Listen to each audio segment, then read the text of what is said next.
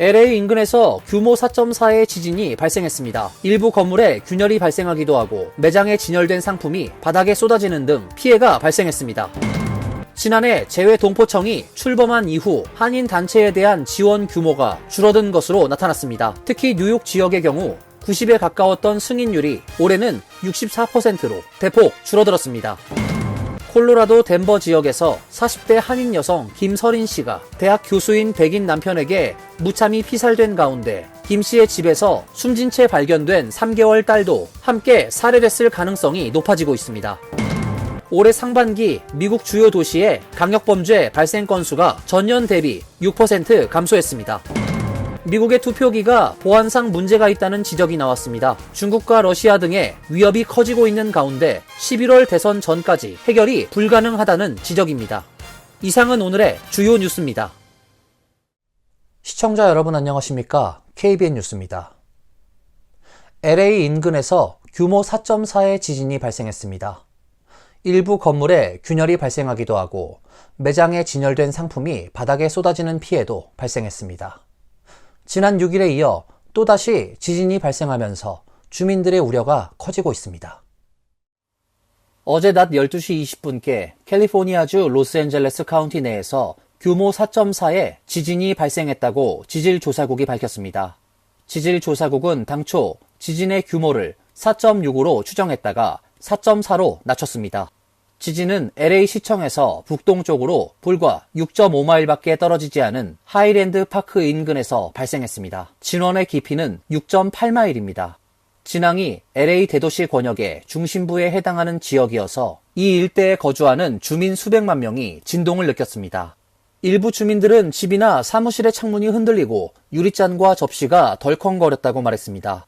LA 남쪽으로는 샌디에이고, 동쪽으로는 팜스프링스 사막 지역까지 지진이 감지됐고 LA 북서쪽으로 약 100마일 떨어진 샌호아킨 계곡 남부에서도 신고가 접수됐습니다. 국립기상청은 이번 지진으로 인한 쓰나미는 발생하지 않았다고 밝혔습니다. 부상이나 심각한 피해는 보고되지 않았지만 LA 카운티 내 패서디나 시청 건물 상부의 벽에 있는 작은 관에서 물이 쏟아져 내리는 모습이 지역 방송사의 헬기 촬영 영상에 포착됐습니다. 지역 매체는 지진으로 건물 내부 수도관이 파열된 것으로 추정된다고 전했습니다. 시청 건물 안에 있던 약 200명의 직원들은 안전하게 대피했으며 그 밖에 다른 피해는 보고되지 않았습니다. 온라인에는 LA 시내 쇼핑 매장 타깃에서 샴푸병과 다른 진열 상품들이 바닥에 널브러져 있는 사진이 올라오기도 했습니다. 어제는 LA 통합교육구의 새학기 첫날이어서 일부 학교에서는 학생들을 잠시 대피시키는 소동도 있었습니다. 이번 지진은 지난 6일 LA 카운티에서 멀지 않은 북서쪽 지역에서 규모 5.3의 지진이 발생한 지 6일 만에 다시 발생했습니다. 지난해 재외동포청이 출범한 이후 한인 단체에 대한 지원 규모가 줄어든 것으로 나타났습니다. 특히 뉴욕 지역의 경우 90에 가까웠던 승인율이 올해는 64%로 대폭 줄어들었습니다. 동포청 출범으로 지원이 확대될 것으로 기대했지만 결과는 반대로 나타났습니다. 보도에 김태희 기자입니다.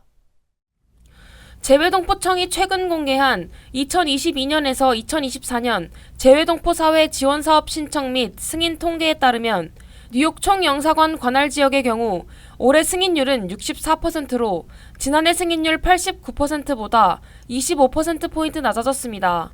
재작년 승인율 95%와 비교하면 31%포인트 급락했습니다. 뉴욕 총영사관 관할 한인단체 지원사업은 2022년의 경우 39개 단체가 지원사업을 신청해 37개 단체가 지원금을 받았지만 재외동포청이 출범한 작년에는 38개 중 34개가, 올해는 33개 단체가 신청해 21개 단체만 지원금을 받았습니다. 미주 전체로 대상을 확대해도 올해 승인 비율은 73%로 작년 76%, 재작년 90%에 비해 낮아졌습니다. 전 세계 지원 사업도 마찬가지입니다. 재작년과 작년은 83%의 승인율을 기록했는데 올해는 76%로 7%포인트 하락했습니다. 이 같은 결과는 재외동포청 출범으로 재외동포재단보다 예산이 57.8%가 증액되면서 동포단체에 대한 지원 규모가 확대될 것이라는 기대에 반하는 것입니다. 재외동포청은 올해는 외부 전문가가 참여해 심의위원회를 개최하고 각 단체별 신청 사업을 축소 심의했다고 밝혔습니다. 또 전년도 사업 결과 보고서를 제출하지 않은 단체나 지원 기준에 부합하지 않거나 기대 효과가 낮은 사업에 대해서는 지원을 하지 않기로 했다는 설명입니다. 한편 재외동포청은 지난달 8일부터 지원 사업에 대한 추가 수요 조사를 진행했습니다. 동포청은 심의위원회를 열어 대상을 확정한 후 결과를 통보할 계획이라고 밝혔습니다. KBN 뉴스 김태희입니다. 콜로라도 덴버 지역에서 40대 한인 여성 김서린 씨가 대학 교수인 백인 남편에게 무참히 피살된 가운데 김 씨의 집에서 숨진 채 발견된 3개월 딸도 함께 살해됐을 가능성이 높아지고 있습니다. 지난 9일 덴버 법원은 김 씨의 생후 3개월 된 딸 레슬리 김의 시신을 가족에게 인도하는 대신 검시국에 30일간 보관하라는 매우 이례적인 명령을 내렸다고 덴버 포스트가 보도했습니다. 김 씨의 남편이자 숨진 딸의 생부 니콜라스 마이클 버스트는 아내 김 씨의 사망과 관련해 1급 살인 혐의로 기소됐지만 딸 레슬리에 대해서는 추가 혐의가 부과되지 않은 상황입니다. 법원의 이 같은 명령은 레슬리 양이 마이클 버스트에 의해 살해됐을 가능성을 배제하지 않고 있으며 살인 혐의를 추가하기 위한 증거 보관 차원이라고 해석됩니다. 지난달 29일 피투성이로 두개골이 골절되는 치명상을 입고 숨진 김 씨의 시신 옆에 딸 레슬리의 시신도 함께 발견됐지만 레슬리는 별다른 외상이 발견되지 않았으며 사망 원인도 아직 밝혀지지 않은 상태입니다. 또한 레슬리는 김 씨와 마이클 버스트의 두 번째 자녀로 지난 2021년 첫 번째 자녀가 두개골 골절 부상을 입고 생후 9일 만에 사망한 기록이 있어 이번 사건에 대한 의혹이 더욱 증폭되고 있는 상황이라고 신문은 전했습니다. 올해 상반기 미국 주요 도시의 강력범죄 발생 건수가 전년 대비 6% 감소했다고 온라인 매체 악시오스가 12일 보도했습니다. 악시오스는 주요 도시 치안 책임자 협회의 잠정 통계를 인용, 올해 1월에서 6월 미국 69개 도시의 강력 범죄가 작년 상반기에 비해 6% 줄었다고 전했습니다. 특히 살인이 17% 이상 감소했습니다. 69개 도시 가운데 54곳에서 강력 범죄가 전년 대비 감소한 가운데 오하이오주 콜럼버스는 전년 동기 대비 41% 감소해 전국에서 가장 큰 강력 범죄 감소세를 보였고 네브래스카주 오마하가 30%로 뒤를 이었습니다. 또 플로리다주 대도시 마이애미와 수도 워싱턴 DC는 29%의 감소세를 보였고 텍사스주 오스틴은 28%, 루이지애나주 뉴올리언스는 26% 각각 하락했습니다. 조 바이든 대통령은 지난 10일 발표한 성명에서 우연히 발생한 변화가 아니다라면서 미국인 구조 계획에 입각해 전국 각 주와 도시에 공공안전과 폭력 예방 강화를 위한 총 150억 달러 규모의 재정을 공급한 사실과 총기 규제 관련 입법 성과 등을 배경으로 거론했습니다. 11월 대선을 80여일 앞두고 나온 이 같은 통계는 바이든 행정부가 범죄에 관용적인 대응을 함으로써 미국의 치안이 악화했다는 공화당 도널드 트럼프 전 대통령 측 공세에 타격이 될 수 있다고 악시오스는 분석했습니다. 반대로 바이든 행정부의 일원이자 검사 출신인 카멀라 해리스 부통령에게는 잠재적 방어 무기가 될 수 있다고 이 매체는 진단했습니다. 카멀라 해리스 부통령이 상승세를 타며 여론조사에서 도널드 트럼프 전 대통령을 제쳤다는 분석이 잇따르는 가운데 트럼프 전 대통령이 분노와 불안을 느끼고 있다는 보도가 나왔습니다. 악시오스는 지난달 공화당 전당대회에 나갈 당시만 해도 확실한 선두주자처럼 보였고 그렇게 느껴졌던 트럼프는 그 이후로 사적으로나 공적으로나 화를 내고 분노하고 비틀거렸다고 보도했습니다. 단적으로 트럼프 전 대통령은 비밀리에 촬영된 영상에서 해리스 부통령을 두고 암캐라고 비하하는 욕설을 하는 모습이 포착됐습니다. 공화당 소식통은 악시오스에 트럼프가 분노를 다스리기 위해 애쓰고 있다고 전했습니다. 트럼프 전 대통령의 한 고위 측근은 해리스를 보호하는 미디어의 힘의 장벽을 넘으려면 그는 자신의 정책적 대조를 매우 구체적으로 표현해야 한다는 것을 알고 있으며 곧 강력한 유세 연설을 선보일 계획이라고 설명했습니다. 해리스 부통령은 오는 11월 대선을 앞두고 젊은 유권자층에서 지지율 차이를 9%포인트까지 벌리며 도널드 트럼프 전 대통령을 앞서 나가고 있습니다. 민주당 슈퍼팩 의뢰로 소셜스피어가 지난 2에서 5일 진행한 여론조사에서 해리스 부통령은 18에서 29세 등록 유권자들로부터 51%의 지지를 얻었습니다. 트럼프 전 대통령은 이 그룹에서 42%의 지지를 얻는 데 그쳤습니다. 트럼프 전 대통령은 지난 7월 이 그룹에서 48%의 지지를 얻으며 선두를 달렸는데 한 달 새 지지율이 급감한 것입니다. 또 해리스 부통령은 지난 10일 발표된 여론조사에서는 미시간, 위스콘신, 펜실베이니아주 등 경합주 3곳에서 트럼프 전 대통령을 4%포인트 차이로 제쳤습니다. 시에나 칼리지가 집계한 여론조사에서도 해리스 부통령은 미시간, 위스콘신, 펜실베이니아 3주에서 각각 50%의 지지율을 얻어 46%의 지지율을 보인 트럼프 전 대통령을 앞섰습니다. 미국의 투표기가 보안상 문제가 있다는 지적이 나왔습니다. 중국과 러시아 등의 위협이 커지고 있고 최근엔 중동 지역 정세가 불안해지면서 이란 등에 의한 해킹 사례도 나타나고 있는데요. 문제는 11월 대선 전까지 해결이 불가능하다는 지적입니다.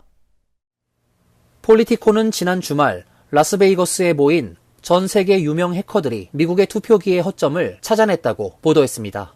사실 이 같은 일은 매번 선거가 있는 해마다 반복되었습니다. 그러나 적국의 선거 개입 위험이 커지고 도널드 트럼프 전 대통령의 2020년 선거 부정 주장이 줄곧 제기되어 온 상황에서 올해는 문제가 더 심각합니다. 올해 선거 결과에 대한 불신이 한층 더 심각하게 제기될 가능성이 커진 것입니다. 라스베이거스 데프콘 해킹 총회의 보팅 빌리지 행사에 참가한 해커들이 각종 투표기의 보안 능력을 점검했습니다. 이들은 유권자의 신원과 투표 결과 집계를 해킹하고 방화벽을 침투하는 시도를 했습니다. 행사 주관자들은 문제점에 대해 구체적으로 밝히지 않았으나 발견된 문제점들이 여러 페이지에 달했습니다. 적국의 선거 개입 시도가 갈수록 늘어나는 상황에서 큰 문제가 될 수도 있습니다. 러시아는 2016년 대선 당시 힐러리 클린턴 민주당 후보의 이메일을 해킹했고 여러 주의 유권자 등록 데이터베이스에 침투하기도 했습니다.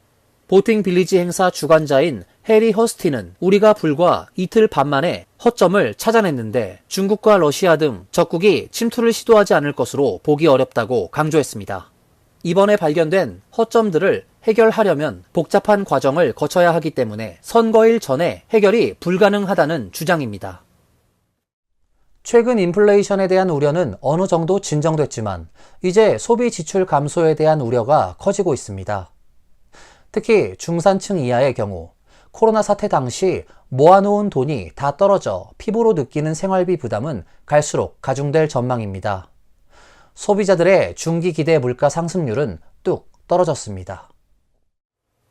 뉴욕 연방준비은행이 어제 발표한 7월 소비자 기대 조사 결과에 따르면 3년 기대 물가 상승률 중간값은 2.3% 수준으로 급락했습니다. 전월 2.9%에 비해 0.6%포인트 떨어진 것으로 관련 통계를 집계한 2013년 6월 이후 가장 낮았습니다. 이에 비해 1년 기대 물가 상승률과 5년 기대 물가 상승률은 각각 3.0%와 2.8%로 전월과 비슷한 수준을 유지했습니다. 2년 넘게 고물가와 싸우고 있는 연준은 물가 상승률 기대치가 크게 높아질 경우 소비자나 기업의 소비 지출 양상이 바뀔 수 있고 이는 다시 물가를 통제하기 더 어렵게 만들기 때문에 다양한 기간의 물가 상승률 기대치를 추적하고 있습니다. 이 조사에서는 소비자들, 특히 저소득 가구가 내년에 부채 상환을 제때 못할 가능성이 큰 것으로 나타났습니다. 최소 부채 상환을 못할 가능성은 평균 13.3%로 6월보다 1%포인트 상승했습니다. 코로나 팬데믹이 시작된 2020년 4월 이후 가장 높은 수치입니다. 소득 계층별로는 연간 소득 5만 달러 미만, 학력으로는 고졸 미만 가구에서 연체 가능성이 두드러졌습니다. 연방정부가 불법 체류 청년 추방 유예 프로그램인 다카 수혜자들도 오바마 케어에 가입할 수 있도록 허용하겠다고 한 가운데 공화당 주도의 15개 주가 이에 반대하며 소송을 제기했습니다. 캔자스주 등 15개 주는 지난 8일 보건복지부가 지난 5월 채택한 규정은 합법적인 이민 신분이 없는 사람들에게 공공 혜택을 제공하는 것을 금지하는 연방법을 위반한 행위라며 소송을 제기했습니다. 앞서 조 바이든 행정부는 지난 5월 다카 수혜자들을 미국에 합법적으로 거주하는 사람이라고 분류하고 2010년부터 만들어진 오바마 케어 가입을 할 수 있도록 허용하기로 했다고 밝혔습니다. 이에 따라 다카 수혜자 약 55만 명은 오는 11월 1일 연례 오바마 케어 가입 기간부터 보험에 가입할 수 있게 됐습니다.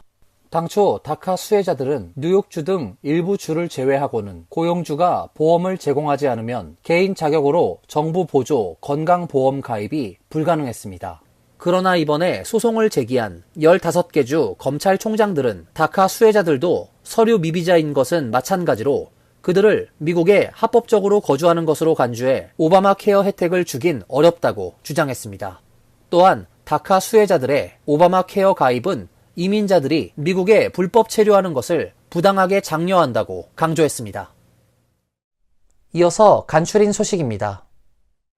재무부는 어제 지난달 재정 적자가 지난해 같은 달보다 230억 달러 증가한 2,440억 달러를 기록했다고 밝혔습니다. 재무부는 이러한 명목상 증가는 비교 대상인 지난해 7월 초가 주말이어서 그 전달에 먼저 반영되면서 당시 메디케어 지출 규모가 예상보다 적었기 때문이라고 밝혔습니다. 여기에 추가 조정 부분까지 고려하면 지난달 재정 적자는 지난해 동월보다 16% 감소한 것으로 볼 수 있다고 설명했습니다. 7월 세수는 이연 세수를 조정하면 12% 증가한 것으로 집계됐으며 지출은 16% 늘어난 5,740억 달러를 기록했습니다. 부채 상환 비용도 지속해서 늘어나 지난달 부채에 대한 이자는 21% 증가한 890억 달러를 기록했습니다. 뉴욕주 법원은 어제 대선에 무소속으로 출마한 로버트 케네디 주니어 후보가 후보 등록을 위해 제출한 주소가 허위라는 이유로 후보 등록이 무효라고 결정했습니다. 크리스티나 리바 판사는 케네디 주니어가 자신의 정치적 목적을 이루기 위해 뉴욕주에 가짜 주소를 만들어 사용했다고 밝혔습니다. 케네디 주니어는 1960년대부터 뉴욕에서 생활했지만 2014년 로스앤젤레스로 거주지를 옮겼습니다. 다만 최근 각 주의 투표 용지에 자신의 이름을 올리기 위해 후보 등록을 하는 과정에선 뉴욕주 외곽의 주소를 사용했습니다. 하지만 후보 등록 서류에 게재된 뉴욕주 주택에는 케네디 주니어가 아닌 다른 사람이 살고 있었습니다. 케네디 주니어는 주택 중 침실 하나를 임대해 사용하고 있다고 항변했지만 법원은 이 같은 주장을 받아들이지 않았습니다.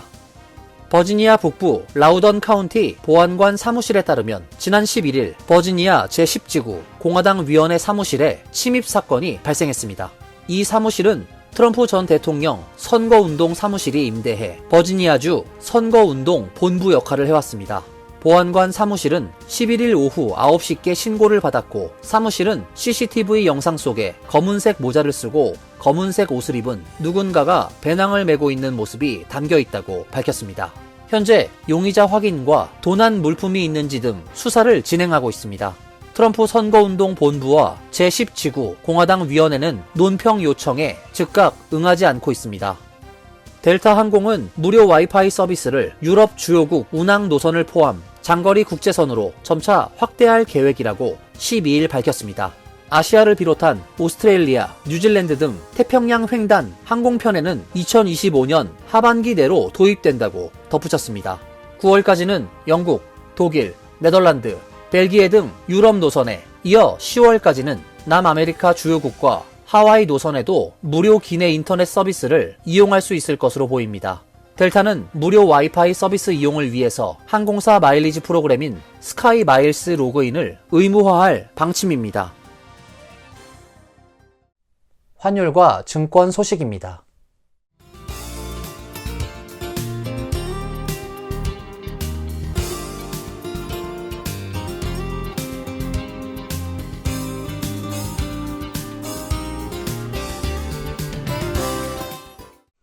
이어서 날씨입니다. 내일은 대체로 맑은 날씨가 예상됩니다. 낮 최고 기온 86도, 섭씨 30도, 밤 최저 기온 69도, 섭씨 20도로 예상됩니다. 목요일과 금요일은 모두 맑은 날씨가 예상됩니다. 토요일은 기온이 내려가고 일요일은 비 소식이 있습니다. 이상으로 KBN 뉴스를 마칩니다. KBN과 함께 즐거운 시간 되시길 바랍니다. 우리 동부 최대 한인방송 KBN이 제작하는 KBN 뉴스는 웹사이트 mykbn.com 그리고 유튜브와 페이스북에서 다시 보실 수 있습니다. 좋아요, 구독, 알림 설정은 뉴스 제작에 큰 도움이 됩니다.